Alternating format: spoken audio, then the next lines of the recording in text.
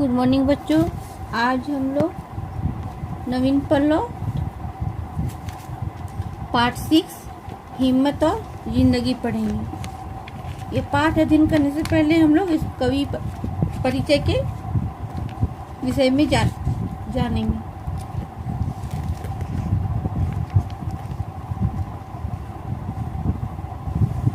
जीवन परिचय।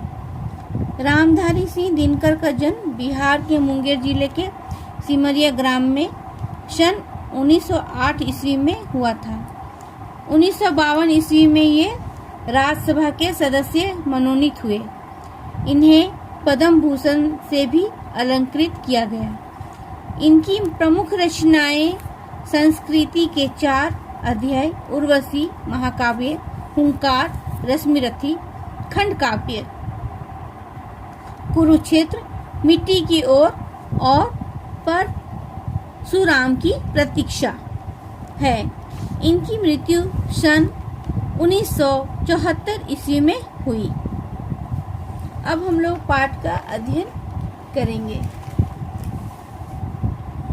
इस पाठ में दिखलाया गया है कि बतलाया गया है कि संघर्ष से प्राप्त सुख ही असली सुख है और साहसी व्यक्ति हिम्मत के साथ कठिनाइयों का सामना करते हुए अपना लक्ष्य प्राप्त करता है। जिंदगी के असली मजे उनके लिए नहीं हैं जो फूलों की छांव में सोते हैं, बल्कि फूलों की छांव के नीचे अगर जीवन का कोई स्वाद छिपा है तो वह भी उन्हीं के लिए है जो दूर रेगिस्तान से आ रहे हैं, जिनका कंठ सूखा हुआ, ओंठ फटे हुए और सारा बदन पसीने से तर है। पानी में जो अमृत वाला तत्व है उसे वह जानता है। जो धूप में खूब सूख चुका है वह नहीं तो रेगिस्तान में कभी पड़ा ही नहीं है। यहाँ पर इस पाठ में बतलाया गया है कि सुख जो है, जो संघर्ष से प्राप्त होता है, वही असली सुख है। जैसे कि यहाँ बतलाया है कि जिंदगी के असली मजे उनके लिए नहीं है जो फूलों की छांव में सोते हैं, बल्कि फूलों की छांव के नीचे अगर कोई जीवन का कोई स्वाद छिपा है तो उन्हीं के लिए है जो दूर रेगिस्तान से आ रहे हैं, जिनका कंठ सूखा हुआ है, ओंठ फटे हुए हैं और सारा बदन जो है पसीने से तर है। पानी में जो अमृत वाला तत्व है उसे वह जानता है। यहाँ पर वो बतलाता है कि जैसे कि हम लोग आराम जीवन जीते हैं और जब हम हम लोगों को पानी प्यास लगती है तो पानी पीते हैं, तो उस समय उसका स्वाद जो है उसको नहीं मालूम होता है। और पानी का स्वाद, यहाँ पर पानी का उदाहरण देते हुए बतलाया है कि रेगिस्तान या मरुभूमि से कोई आता है और उसे दूर दराज तक पानी नहीं मिलती है और प्यास से उसका कंठ सूख जाता है, ओंठ फट जाते हैं और वो गर्मी से सारा बदन जो पसीने से तर हो जाता है और इस बीच उसे पानी मिल जाती है तो वो पानी जो है उसके लिए अमृत जैसा स्वाद बन जाता है। अब आगे देखेंगे। सुख देने वाली चीज पहले भी थी और अब भी है। फर्क यह है कि जो सुखों का मूल्य पहले चुकाते हैं और उनके मजे बाद में लेते हैं, उन्हें स्वाद अधिक मिलता है। जिन्हें आराम आसानी से मिल जाता है उनके लिए आराम ही मौत है। जो लोग पांव भीगने के खौफ से पानी से बचते रहते हैं, समुद्र में डूब जाने का खतरा उन्हीं के लिए है। लहरों में तैरने के लिए जिन्हें अभ्यास है वे मोती लेकर बाहर आएंगे। यहाँ सुख का बहुत सारा उदाहरण दिया हुआ है। पहला उदाहरण हम लोग पानी को देखें। दूसरा दिया है कि सुख देने वाली चीजें जो है पहले भी थी और अब भी है। फर्क यह है कि सुखों का मूल्य पहले चुकाते हैं और उसके मजे बाद में लेते हैं। जैसे कि यहाँ पर बतलाया गया है कि आराम जो है मौत है। कुछ लोग जो हैं आरामी जीवन जीना पसंद करते हैं और डूबने के डर से या पाँव भीगने के डर से पानी से दूर रहते हैं, लेकिन उन्हें तैरना नहीं आता है। वे कभी पानी की गहराई को भी वो नहीं भाप सकते हैं और जो जब कभी वो पानी में उतरते हैं या समुद्र में जाते हैं तो वे ही डूबते हैं। और जिन्हें पानी से डर नहीं है वे तैरना जानते हैं और तैरने का, लहरों में भी तैरने का उन्हें अभ्यास रहता है और वे गहरी से गहरी स्थान में जा कर के, समुद्र के गहरी स्थानों में जा कर के वे मोती को लेकर ही बाहर आते हैं। चांदनी की ताजगी और शीतलता का आनंद वह मनुष्य लेता है जो दिन भर धूप में थक कर लौटा है, जिसके शरीर को अब तरलाई की जरूरत महसूस होती है और जिसका मन यह जानकर संतुष्ट है कि दिन भर का समय उसने किसी अच्छे काम में लगाया है। इसके विपरीत वह आदमी भी है जो दिन भर खिड़कियां बंद करके पंखे के नीचे छिपा हुआ है। अब रात में उसकी सेज बाहरी चांदनी में लगाई गई है। भ्रम तो शायद उसे भी होता होगा कि वह चांदनी के मजे ले रहा है, लेकिन सच पूछिए तो वह खुशबूदार फूलों के रस में दिन सड़ रहा है। सुख का एक उदाहरण यहाँ चांदनी से भी लगाई गई है।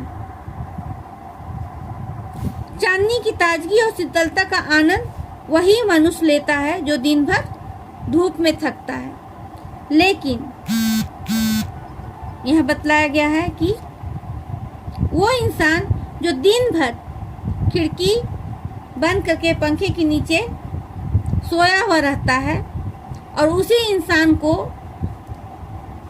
चांदनी की सेज, मतलब चांदनी रातों में इसकी सेज या बिस्तर लगा दी जाएगी तो उसे वह उसका आनंद नहीं ले सकता है।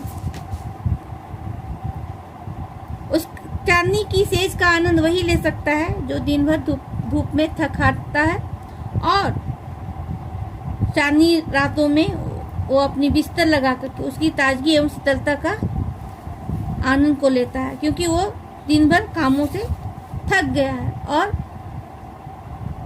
रात में जो चांदनी की जो ताजगी और शीतलता है उसका वो आनंद लेते हुए वो उसे नींद आ जाती है।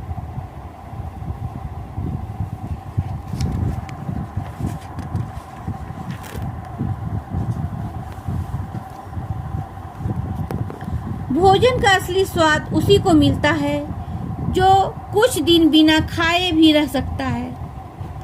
यहाँ पर कुछ संस्कृत शब्द दिए गए हैं।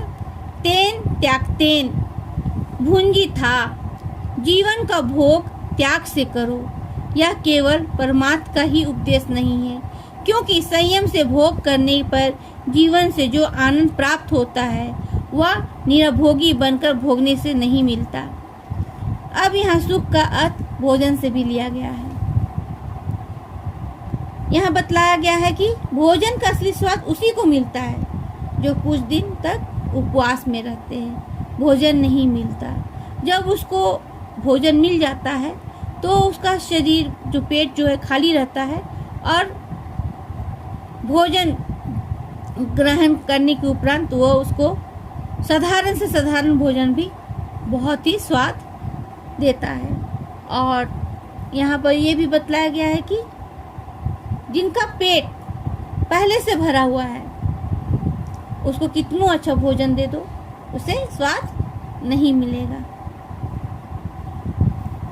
बड़ी चीजें बड़े संकटों में विकास पाती है, बड़ी हस्तियां बड़ी मुसीबतों से पलकर दुनिया पर कब्जा करती है।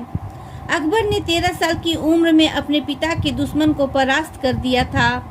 जिसका एकमात्र कारण यह था कि अकबर का जन्म रेगिस्तान में हुआ था, और वह भी उस समय जब उसके पिता के पास एक कस्तूरी को छोड़कर और कोई दौलत नहीं थी।